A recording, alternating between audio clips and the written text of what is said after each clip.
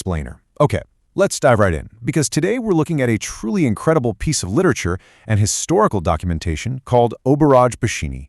Written by the pioneering Begum Rokeya, this text zeroes in on how she documented the extreme, honestly almost unbelievable practices of seclusion in early 20th century Bengal. We're going to explore how a societal rule that was initially meant to enforce modesty morphed into this incredibly rigid system that literally controlled life and death. You know, we actually have to start with this truly shocking anecdote right from the text itself. Imagine a house catching fire. Your absolute base human instinct is to run, right? To escape and survive. But Rokeya reports on a woman who, when her house caught fire, realized that fleeing meant stepping outside into the full view of unrelated men. So what did she do? She grabbed her jewelry box, crawled under her bed to hide, and tragically burned to death. Her adherence to societal rules completely overrode her own fundamental instinct to live. And that really sets the stage for exactly what we're examining today. Now, what's so fascinating here is the author herself, Begum Rokeya.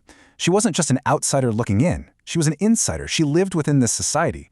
But she possessed this brilliantly sharp wit and an incredibly observant eye. She took it upon herself to impartially report on the severe restrictions women faced, turning these daily, completely normalized horrors into a collection of deeply compelling, often darkly satirical anecdotes. Essentially, she wanted her society to see its own reflection. To really grasp the gravity of these stories, we first need to understand the Oborodh. You might be familiar with the general concept of purdah, or modesty, but Oborodh went so far beyond that. This was an extreme, systemic form of seclusion. It meant women were strictly confined, almost completely hidden from the public sphere, and practically forbidden from being seen by or even interacting with any male strangers. It dictated literally every single aspect of a woman's physical movement. So let's move to our first major theme from the book. Section 1, Travel and Public Hazards, Moving Through a Restricted World. The text shows us that just stepping outside the front door meant navigating some seriously suffocating protocols. Women had to be enveloped in heavy, multi-layered burqas. They were transported in palanquins that were wrapped in thick drapes, effectively cutting off air and light. In public spaces, absolute silence was mandatory. And of course, they were completely forbidden from interacting with male strangers. These rules were pretty much designed to make them invisible and voiceless to the outside world. And this next bit perfectly captures how absurd this got. Rokeya recounts a story where several burqa-clad women were waiting at a train station, squatting on the platform. They were so heavily draped and so completely motionless that an English railway official actually mistook them for walking luggage. I mean, he literally poked them with a stick to check. And, completely true to the rules of Oborodh, the women made absolutely zero sound in response. So, the big takeaway here is the totally stark contrast Rokeya draws between the genders. Men navigated the world freely. They handled logistics, bought tickets, spoke to whoever they needed to. Female travelers, on the other hand, were essentially treated as immobile cargo. They couldn't speak, they couldn't ask for help, and a lot of times they couldn't even adjust their own positions without risking a breach of modesty. This forced silence led to another, honestly just startling account in the text. Imagine a mother transferring between transit methods. She suddenly realizes her young baby has been left behind in a previous, now empty palanquin. Any parent would scream, right? But she didn't. She remained completely silent because speaking up to alert the male palanquin bearers would violate Oborodh. She endured that agonizing journey in total silence until they reached their destination, all just to uphold this extreme societal expectation. Let's shift gears to Section 2, Medical Care and Seclusion, Diagnosing Behind the Curtain. The book documents this almost unbelievable incident on page 18. A doctor was called in urgently to treat a woman who was suffering from severe pneumonia. Now, obviously, pneumonia requires a doctor to listen to the lungs. But because of Oborodh, the male doctor was strictly forbidden from actually seeing or directly examining his patient. He literally had to diagnose her from behind a heavy curtain. And this is where the sort of dark comedy hits a tragic peak. The doctor passes his stethoscope through the curtain so a maid can place it on the patient. But through the maid's intervention to desperately protect the patient's modesty, the doctor shockingly realizes he can't hear any breathing. Why? Because the maid had placed the stethoscope tube over the woman's waist instead of her chest. It's a perfect, albeit terrible example of how the obsession with modesty actively blocked life-saving medical care. Which brings us to Section 3, the tragic extremes, when rules cost lives.